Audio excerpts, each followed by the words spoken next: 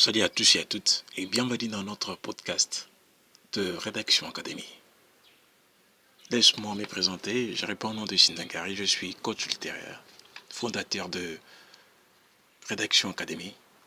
Alors aujourd'hui, nous allons commencer notre podcast dans sa première épisode qui va parler d'un sujet très important qui a concerné beaucoup de personnes, les passionnés de l'écriture, les écrivains ainsi que les débutants. Et laisse-moi annoncer les thèmes de notre podcast.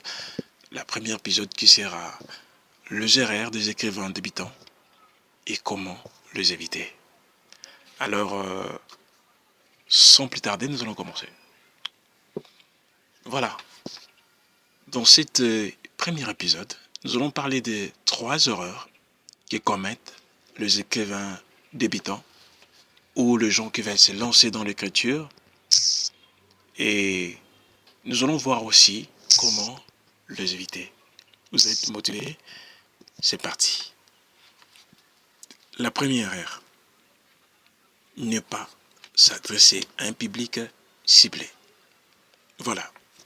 Beaucoup de gens, lorsqu'ils écrivent leurs ouvrages, du fait qu'ils ont l'inspiration ou du fait qu'ils ont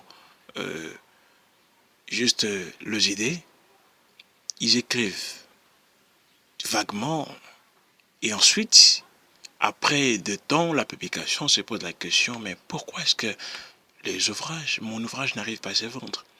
Voilà la première erreur. C'est parce que vous écrivez pour un public vague.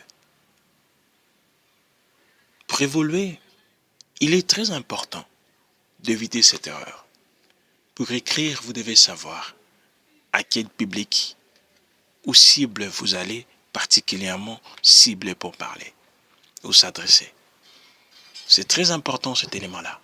Savoir le public à qui vous allez vous adresser. Vous en avez besoin. Est-ce que ce sont les enfants? Est-ce que ce sont les adultes? Est-ce que ils font quoi? C'est quel métier? Pourquoi? Parce que en définissant avec précision un public, cela vous aidera à bien faire votre marketing auprès de ces publics-là. Parce que n'oubliez pas, il n'y a jamais de produit général. Non. Chaque produit qui se met sur le marché sera toujours pour un cible d'abord précis, particulier et ensuite général. Alors, quand vous écrivez, il faut se poser la question, à savoir, pour qui j'écris? Pour quel public j'écris? Et vous devez avoir à mener cette étude-là de qui seront le premier lecteur cible de votre ouvrage, de votre livre. Donc, voici comment la première erreur, c'est-à-dire manque de précision du public, et comment les éviter en faisant l'étude de votre prochain cible de lecture ou simplement qu'on appelle les lectorats. C'était ça la première erreur. La deuxième erreur que nous parlons, c'est le fait de négliger le marketing. Beaucoup d'écrivains débutants négligent cet élément très important qui est le marketing. Le marketing, c'est-à-dire la vente. Nous sommes pris au XXe siècle où les écrivains devaient se contenter de libérer. Non. Aujourd'hui, il faut que l'écrivain soit proche de son public. C'est très important. Vous devez avoir des comptes dans les réseaux sociaux. Vous devez communiquer avec votre lectorat.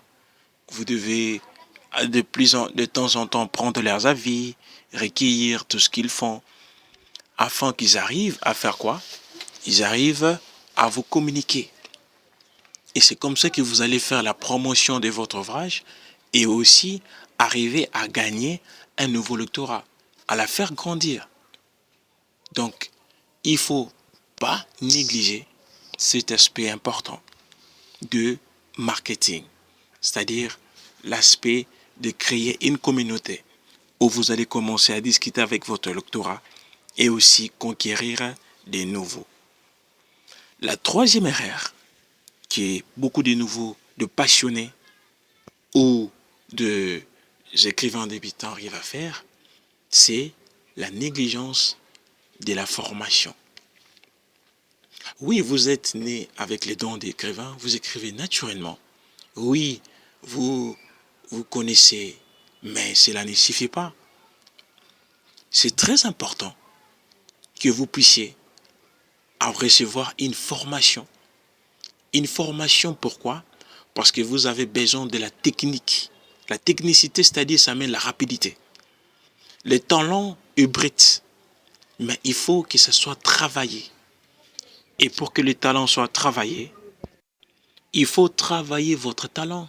Et l'unique manière de travailler votre talent, c'est la formation. Vous devez vous inscrire pour apprendre les techniques qui permettent à faciliter la rédaction. Comment faire des tableaux de personnages. Comment couper son synopsis, c'est-à-dire le résumé de son histoire. Voire même comment soumettre son manuscrit à une maison d'édition. Donc, il ne faut pas négliger votre formation.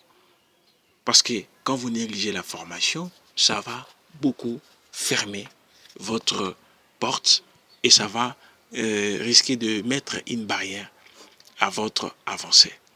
Voilà ce que je pouvais, les 3 erreurs, je suis en train de répéter les 3 erreurs. La première erreur, c'est de manquer de cible précis pour son ouvrage.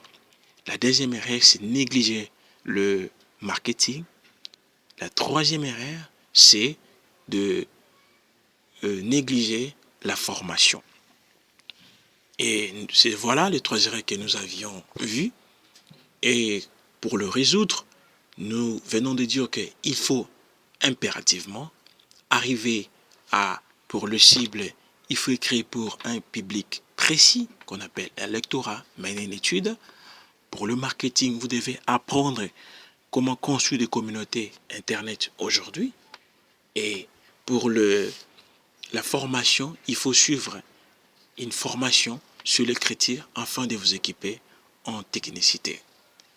Voilà les 3 astuces que nous venons de partager avec vous dans ce premier épisode de Voilà les 3 problèmes qui racontent les écrivains débutants et comment les éviter. Voilà, nous sommes à la fin de notre podcast, le premier épisode. Je vous remercie pour votre écoute et je sais que vous serez là pour la deuxième parce que nous allons aller encore plus loin. L'objectif de notre podcast, Rédaction Podcast, c'est de vous aider, de vous équiper, de vous enseigner, afin que vous soyez les écrivains vrais qui auront percé dans leur métier. Et merci à tous et à toutes. Merci de vous abonner à notre chaîne et d'activer la cloche pour ne pas manquer, car la deuxième podcast sera à vous. Rédaction, c'était votre formateur, le fondateur de Rédaction Académie à l'écoute et votre coach littéraire. Pour vos questions et suggestions, merci de nous envoyer. Nous répondrons à la prochaine épisode de son débit. Merci à tous et à toutes et à très bientôt. Ciao.